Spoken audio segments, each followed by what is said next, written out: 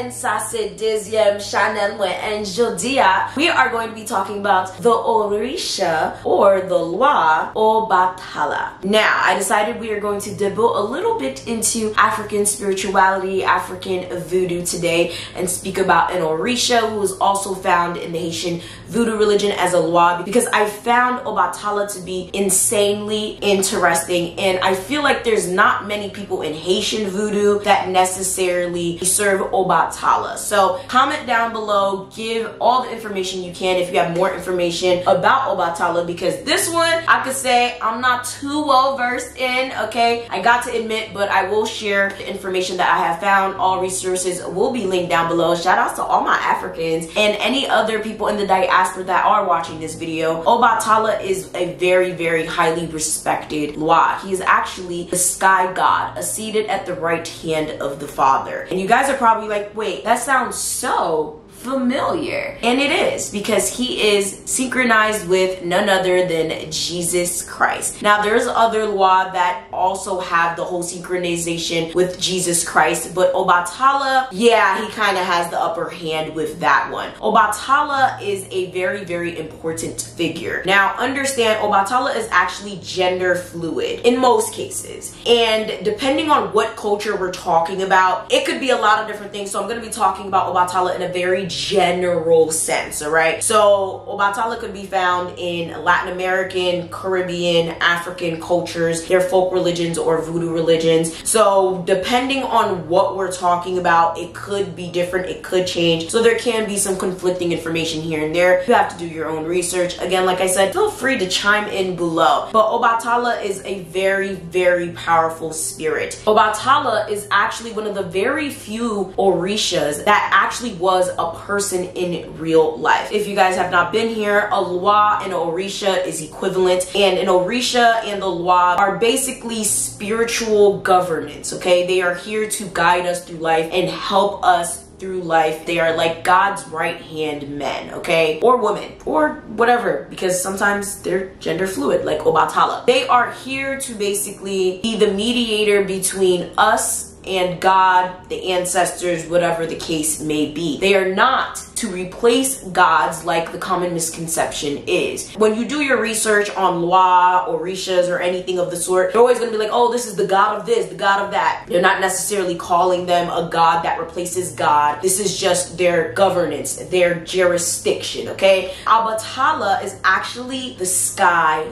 god. Before I keep going with this video, I can't say anything right. I can't even say majority things in Creole, right? Let alone English, all right? So, I mean, absolutely no disrespect. If I'm saying anything wrong, I deeply apologize. Please feel free to correct me down below, because don't be back deal, all right? I'm sorry. I'm sorry. Now, there's a few things we need to understand before we continue with this video. Now, just like Haitian voodoo, with a lot of African voodoo types of religions, I'm just going to speak in a very general sense here, because we're mainly talking about Yoruba culture, but for the most part, most voodoo religions, the way it works is they believe that there is a god. In this case, there's Alumni. Now, again, I'm probably not saying it right, I apologize. And God has assistants in a way, and these people, these assistants, these spirits, the Loi or Orishas, are here to help us and guide us through anything that we may need and mediate with us between this world and the world that we cannot see, and mediate between us and the spiritual realm. Some of the Orishas were actual people and have then become Loi when they have since passed on. Same thing as Loi. So very similar things that we're talking about here. Not that much different. You know how they say same slaves, different stock? Same shit here. I've always heard of Obatala being a him. So if I slip and I say him, I apologize. But Obatala is gender fluid, okay? So keep that in mind. Can be a he, can be a she, can be whatever the case may be, but nonetheless, Obatala is the sky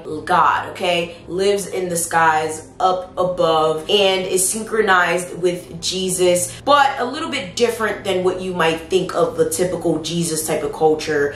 What did Obatala do to become a Lwa? Like, why is Obatala a Lwa? Well, Obatala was actually king and founder of the land in Africa called Ife. And God basically enlisted Obatala to create Earth and create humans. So he gave him a chicken, depending on the origin story that you're listening to and the version of events, okay? He gave him a chicken with some dirt and maybe a few other resources, and he said, look, go create some land. And he did that. God sent a chameleon to go check on what Obatala did. He said, all right, you know, there's some land down there, you know, it's starting to spread or whatever. We got something cooking. God said, all right, good job. Now, here's some clay. Now, a lot of you guys are like, oh my God, humans are made from clay. Where have you heard that from? The Quran. Exactly. Now, he said, I need humans. Go make people. Gave him clay, went right back to earth, started to create us. And this is why Obatala is so important. He is responsible for why we are the way we are, why we look the way we look, and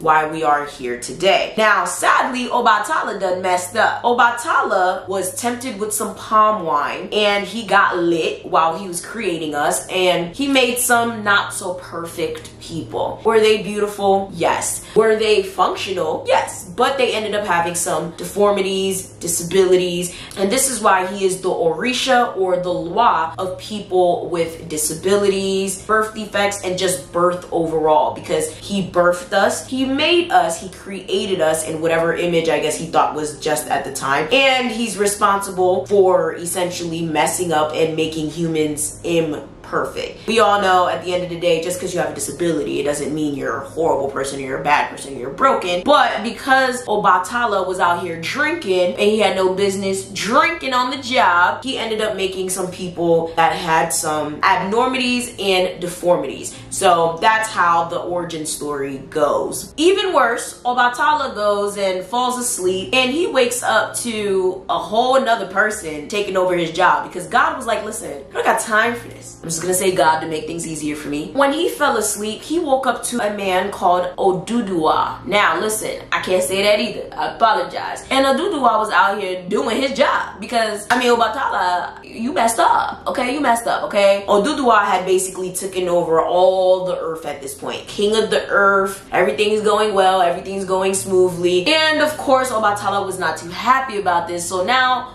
they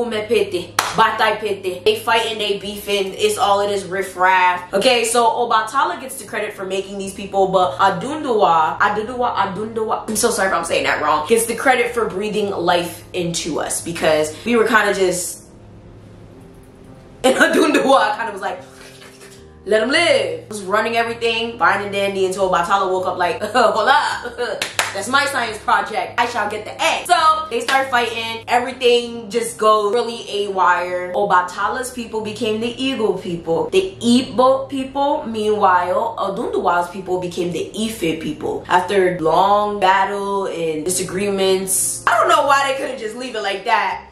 Sadly, Oduduwa lost the battle, Obatala reclaimed the throne, and all was well. So Obatala, like I said, is the Lwa of defects, disabilities, genetic disorders, and people who actually serve Obatala are forbidden. Because of all of that shit, the people who serve Obatala are forbidden to drink palm wine. From what I understood and what I heard, I don't think they're supposed to drink any alcohol really, but palm wine definitely off limits after what happened back in the day. In the Haitian religion, Obatala is part of the Rada clan, which is cool, calm, collected, old from the motherland clan of Lwa. They are usually very, very calm, sweet, don't necessarily communicate with words. You kind of have to read between the lines with those Lwa. Most people don't necessarily serve them because, let's be real, we in a world that's very, very fast paced. If it's not in our face, we don't understand what the hell is going on. Obatala reminds me of Dumbala, right? You know, Dumbala don't even talk. Dumbala sitting here hissing at you, and you just gotta figure out what Dumbala trying to tell you, okay? Or even like a Papa Legba. But they gonna lead you to the water, but they're not gonna force you to drink. They're not gonna tell you what's on the wall. You just gotta climb the wall. It's a lot, okay? Obatala is a very calm spirit, a serene spirit, the spirit of pure light, the king and or queen of white cloud. cloth. If Obatala ever makes themselves known to you, you will see Obatala in a large white garment with a really big staff called an opaxero. I hope I'm saying that correctly. Can't miss Obatala. Obatala is huge, like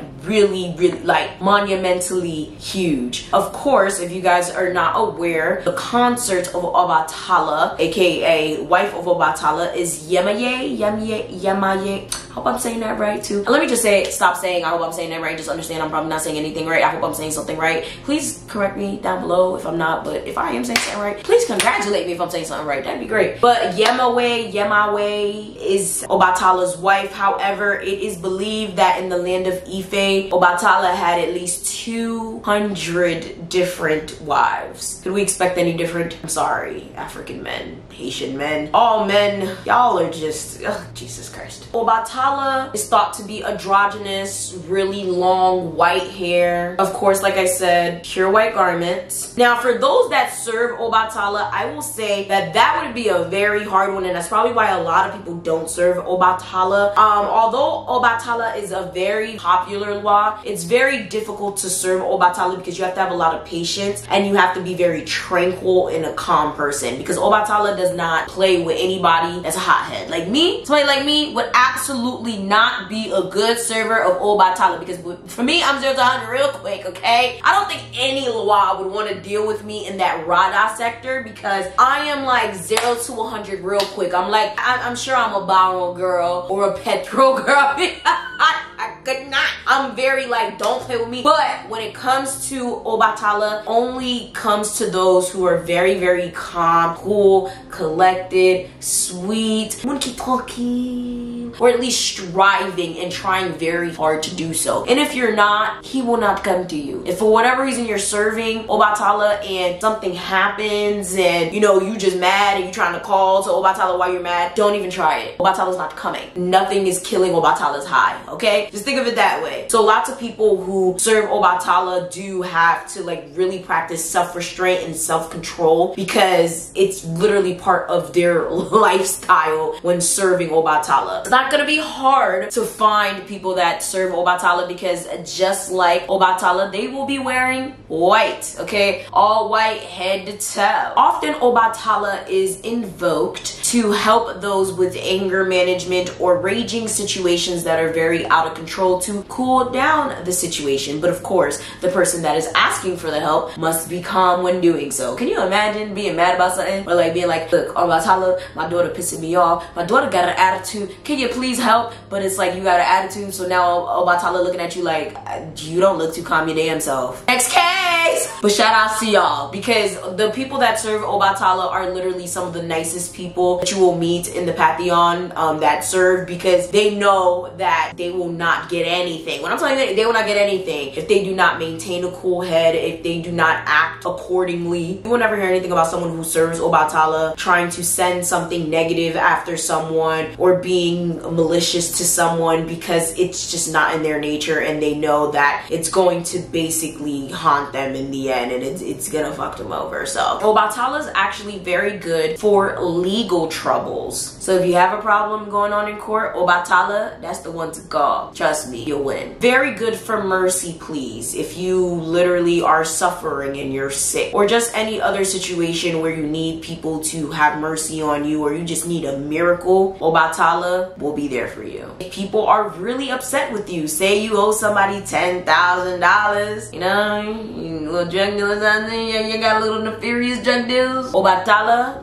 alright? Obatala is gonna be there to calm those spirits. Obatala is just literally the grand mediator of all things. You never want to just invoke Obatala for bullshit. You don't want to bother Obatala. That's how most of the Radalawa are. They're not here for fun. They're not like the Pitual. They're not like regular spirits or regular Orishas or whatever where you could just call on them. Not saying that like there's some Lwa that like to be bothered. I don't think any of them like to be bothered, but there's certain Lwa where like you just really only want to invoke them when you truly need something, when you really need help, and of course when your attitude is in order, because if not, you're just gonna be wasting your time and the Lwa are gonna be looking at you like, why? Obatala loves offerings that are white of any kind for the most part, white foods that are not seasoned, almond, coconut milk, white costumes, of course. I think regular milk is okay as well. White pumpkin, sandalwood incense is also very good. White candles, silver and ivory charms, or any type of jewelry that has Obatala on it is something that Obatala really likes. Animal offerings